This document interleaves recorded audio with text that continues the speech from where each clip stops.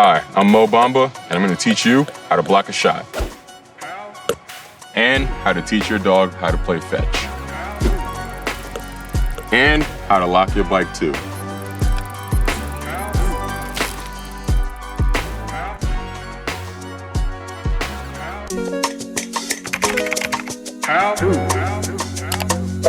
Growing up, blocking was easier, but as guys got better, I had to adapt to different finishes that I would see, and it's just something that I worked on. I think timing and heart are the two biggest things that go with blocking shots. You got to go out there and just know you have to put the fair into someone, and that requires a lot of heart, that requires a lot of will and courage.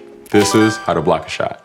Step one, be in a good position on defense. On defense, you want to be in a stance because it's easier to move. It's easier to move laterally when you're already in a set position as opposed to standing up with your knees locked. One of the shot blockers that I looked up to growing up was actually Dwight Howard. He played for Orlando, and he leads all of the stats that go along with blocks for the all-time for our team. Block percentages, blocks per games, and it's just a little motivation. It's just something to chase. Step two, know who you're guarding and anticipate their move. I study a good amount before games. We're given personnel edits before the games. We watch it when we come into the arena. We watch it probably a day in advance. We typically know what guys are trying to do night in and night out, but it's always good to have that refresher a day before and the day of the game. Step three, time your jump. To time blocks just right, you always want to be the second jumper. You never want to be the first jumper. Oftentimes guys give you a pump fake and they'll just draw a foul. When you're the second jumper, it gives you benefit of the doubt and you're just able to time it to right before the shot comes off his hands. Step four, jump using your legs and fully extend your arms. You don't want to bring your arms down, you just want to go straight up and just be as vertical as possible. When you're going up for a block, you just need to watch out for just fouls. Worst case scenario is you go for it. It just shows the player who's coming at you like, all right, sure, maybe you finish this layup, but this guy's always going to be there. So it's always in the back of their mind. You want to play a mind game, even if you don't necessarily get the block that time.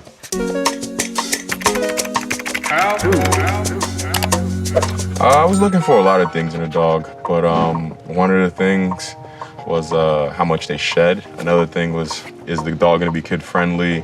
And just general size of the dog, because I'm 7 foot, can't walk around with a toy poodle. So originally, Lennox wasn't the dog that I was gonna go with. I was gonna go with a golden retriever.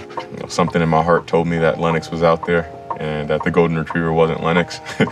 Well, as soon as I saw Lennox, I just knew that, he was gonna be the dog for me. He was very playful, very energetic. They told me that he was gonna get pretty big in size. He would get up to 70 pounds. It's almost like he was saying, pick me, pick me. This is how to teach your dog how to play fetch. Step one, utilize the basics, like sit, come, stay. After he got, that wave of basic training down, he became, on point with everything. He was more prepared on how to act when he come across another dog. Oftentimes when I'm walking Lennox, other dogs are like barking because they want to play and they want to kind of indulge with Lennox, but he waits for my command to see if it's okay or not, and I'm really, really proud of that. Step two, find treats that motivate your dog. What motivates Lennox best, obviously, is probably treats, but he responds well to anything. He even responds well to petting and just positive words. Step three, throw the ball, and when he comes back, reward him with a treat. I remember the first time I played fetch with Lennox, it was actually a different kind of fetch. We would go out and play softball as a family. Lennox used to play outfielder for us because he would just retrieve the balls and bring them back in. It wasn't quite the traditional fetch, but we made a way to make it work. Step four, slowly phase out the treats over time. There's a lot of parallels between, Lennox learning the fundamentals of his basic training and me learning the fundamentals of basketball. Because you can be as good of an athlete as you are, but it's those little things, those basic things that if you don't get, it'll hurt your value to your team. Your dog's behavior speaks to your character a lot. Oftentimes when I'm walking Lennox, people compliment me on how well-mannered he is, which I'm most proud about. Step five, know when to stop training. Lennox is pretty expressive with his eyes. He'll tell you when he's tired. Oftentimes we play fetch in the house. He'll retrieve it like 3 or 2 times and then he'll just grab it and not give it back to you. But Lennox is good with his expressions. Some things that me and Lennox do to chill out is we go out on a lake and we just kind of lounge around on a pontoon boat. But oftentimes we just chill in the house.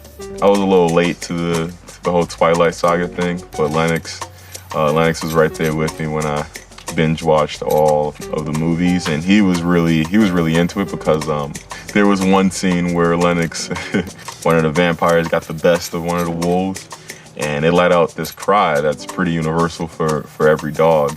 And Lennox like jumped at the screen, started like howling and barking, and then when the wolf died, he gave me this look. He looked back at me. He was just like it was almost like a gasp, and I had to like kind of fast forward through the rest of the fighting part because I didn't want my poor boy looking at that.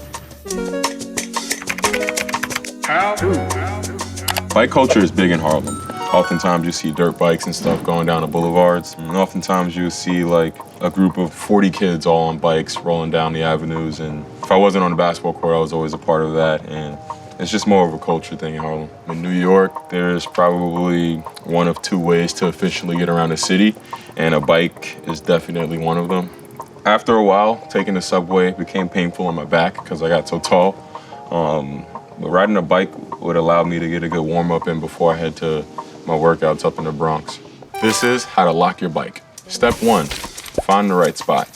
I would always lock it on a post, like on a pole. Some people lock it around some trees, some people lock it around gates.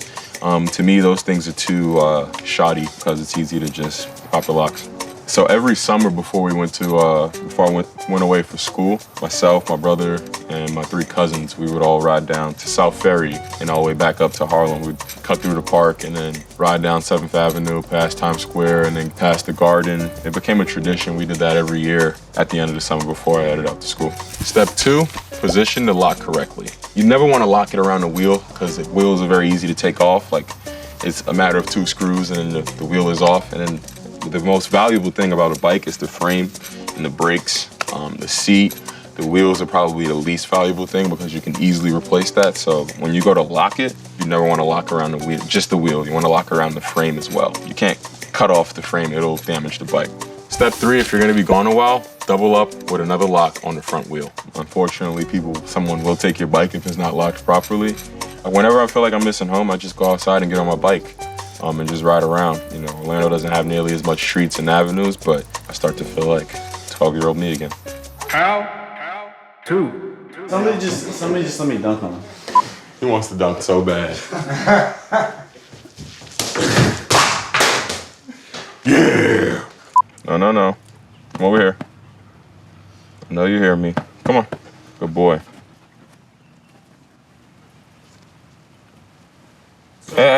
Stay. Hey,